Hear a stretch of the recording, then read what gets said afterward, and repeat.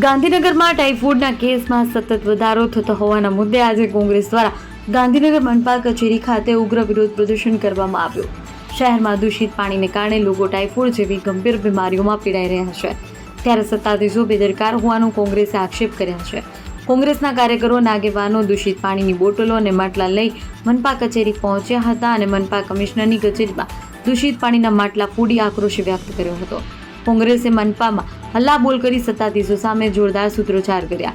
કોંગ્રેસનો આક્ષેપ છે કે એક બાજુ ગાંધીનગરની પ્રજા ટાઇફોઇડમાં પીડાઈ રહી છે, બીજી બાજુ મનપાના મેયર સહિત કોર્પોરેટરો મેચ રમવામાં વ્યસ્ત છે। ગાંધીનગરની જનતાની ચિંતા સત્તાધીશોને નથી તેવી ટીકા કોંગ્રેસે કરી છે।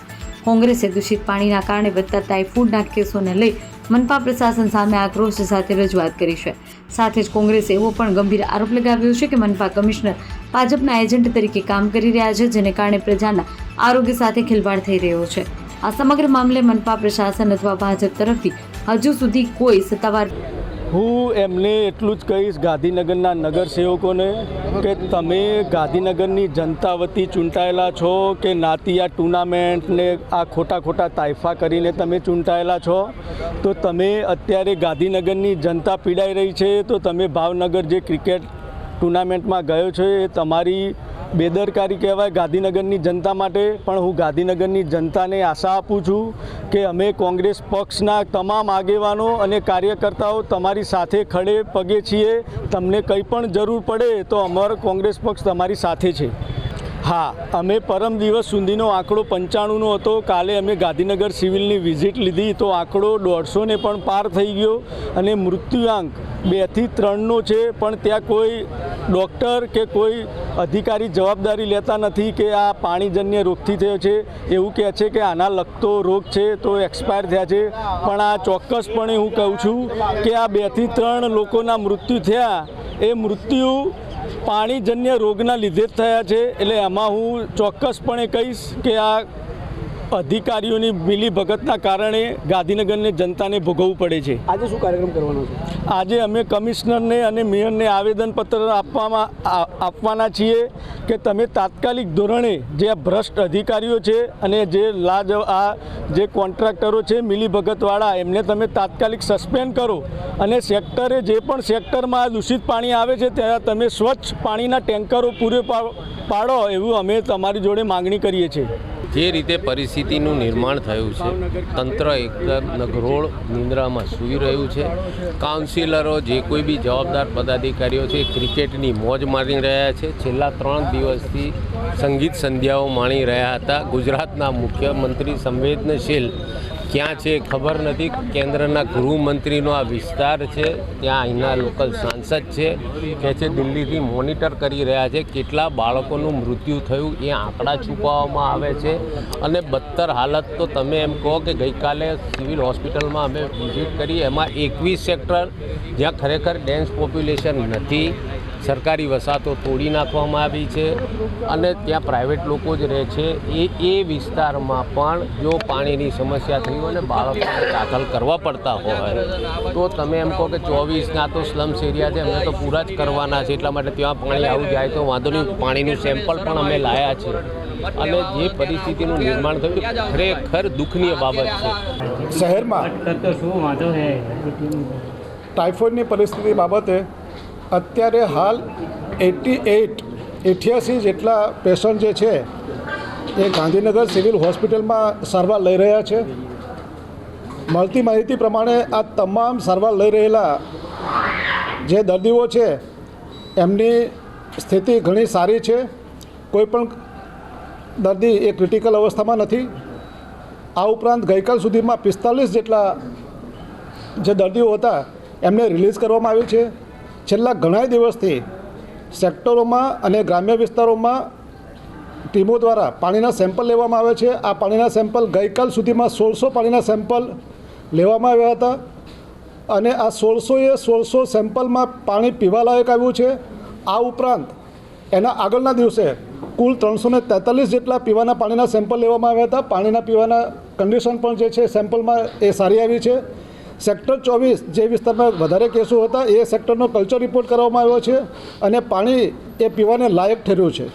સાહેબ કેટલા વિસ્તારની અંદર અત્યારે કોંગ્રેસના લોકો પાણીની 2 બોટલ લઈને આવ્યા હતા, બિલકુલ ડોઢું પાણી હતું, એ લોકોનો દાવો એવો આ હતો. જે પાણી અત્યારે હું ગ્રામ્ય વિસ્તારમાં અને સેક્ટર વિસ્તારમાં ફરું છું, રૂબરૂ ફરીને પાણીની કન્ડિશન જોઉં છું. આ પાણી જે ડોળું લાવ્યા છે એ ફેબ્રિકેટેડ પાણી છે. આવું કોઈ પાણી ગાંધીનગર શહેરમાં આવતું નથી અને આ પાણી બીજી કોઈ ગટરમાંથી કે એમાંથી એકત્રિત કરીને લઈને આવ્યા હોય એવું લાગે છે. સાહેબ તો અત્યારે કેટલા વિસ્તાર એવા છે કે જ્યાં આપણે ટેન્કરથી પાણી આપીએ છીએ જેથી કરી અને લોકો આ બીજું પાણી ના પીવે અને રોગ વધે નહીં? જ્યાં સુધી ગાંધીનગર મહાનગરપાલિકા વિસ્તારનો સમાવેશ છે ત્યાં સુધી તમામ જગ્યાએ પાણી અત્યારે હાલ સારી ક્વોલિટીનું આવે છે. આમ છતાં કોઈ પણ સોસાયટીમાંથી કે વિસ્તારમાંથી પીવાના પાણીના ટેન્કરની રજૂઆત માટે અમારી પાસે રજૂઆત થાય તો અમે પીવાના પાણીની વ્યવસ્થા કરી આપીએ છીએ. કોઈ પણ એવું પોકેટ નથી કે જે કમ્પલસરીલી આખા વિસ્તારમાં, શહેરમાં કે સોસાયટીમાં ટેન્કરથી પાણી આપવામાં આવતું હોય. પાણી જે આપવામાં આવે છે એ કોઈ રજૂઆતના લીધે પાણી જે આપવામાં આવે છે પીવા લાયકનો માટેની રજૂઆત નથી હોતી, પણ પાણી જે હોય છે એ કદાચ પેલા ઘર વપરાશ માટેનું પાણી ન આવ્યું હોય, પાણી ન હોય તો ઘર વપરાશ માટે પણ પાણી લોકો ઉપયોગ કરતા હોય છે. ગાંધીનગર મહાનગરપાલિકા એ ભાવનગર મહાનગરપાલિકા દ્વારા આયોજિત ક્રિકેટ ટુર્નામેન્ટમાં આ જે બનાવ બન્યો અત્યારે જે ટાઇફોઇડની પરિસ્થિતિ છે એ પહેલાંની વાત છે અને આ વર્ષે જ આયોજન થયું હોય, ગાંધીનગર મહાનગરપાલિકાએ આયોજન કર્યું હોય એવું નથી.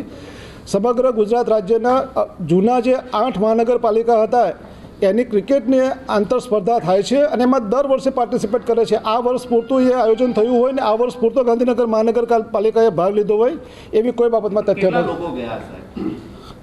અહીંયા જનતા ત્રસ્ત હોય અને પદાધિકારીઓ અને અધિકારીઓ આમાં- ક્રિકેટની મોજ મજા કરતા હોય, એ કેટલું યોગ્ય? આમાં જનતા ત્રસ્ત હોવાનો નહીં, તંત્ર એને રાત દિવસ કામગીરી કરી રહેલું છે અને પીવાના પાણીનો એનો કોઈ પ્રશ્ન નથી અને એના માટે પૂરેપૂરી વ્યવસ્થા છે. રાત દિવસ તંત્ર એના માટે કામગીરી કરી રહેલું છે. સેમ્પલિંગ હોય, પીવાના પાણીનું હોય, દવા પ્રશ્ન નથી તો કેસોનું કારણ શું છે? કયા કારણોસર આ કેસો આવે છે?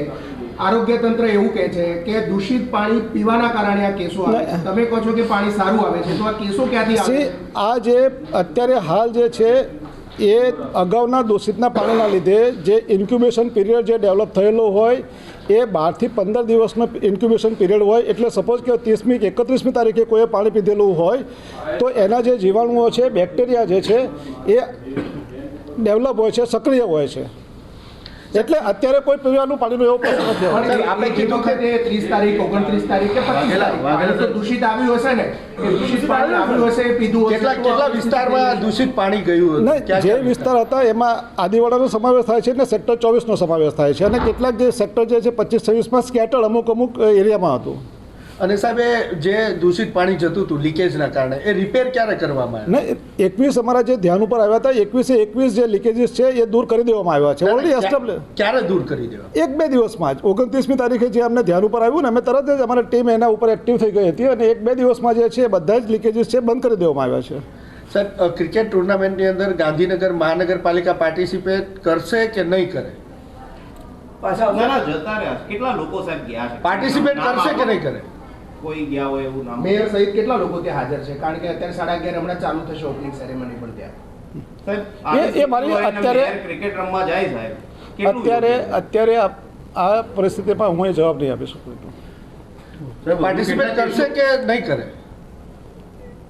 એ રાજકીય નિર્ણય છે, પોલિટિકલ સાઇડ નિર્ણય લેવાનો. ના ના, અધિકારીઓની ટીમે હોય છે ને સાહેબ એમાં. એકલા પદાધિકારીઓ ક્યાં હોય છે? અધિકારીઓની ટીમ હશે, તમે જે પરિસ્થિતિ જે સંજોગોમાં ડેવલપ થશે એ પ્રમાણે નિર્ણય કરશું. અહીંયા જો તંત્ર જે છે 11 કે 12 માણસો ગયા હોય એના ઉપરથી આખી તંત્ર કે ઠપ થઈ જાય એવું નથી. બરાબર, હેલ્થની, એન્જિનિયરિંગની તમામ ટીમ અત્યારે એક્ટિવલી કામગીરી કરી રહી છે. આવી જ અપડેટ્સ માટે જોતા રહો TV17 ગુજરાતી, તમારી સાથે, તમારી માટે.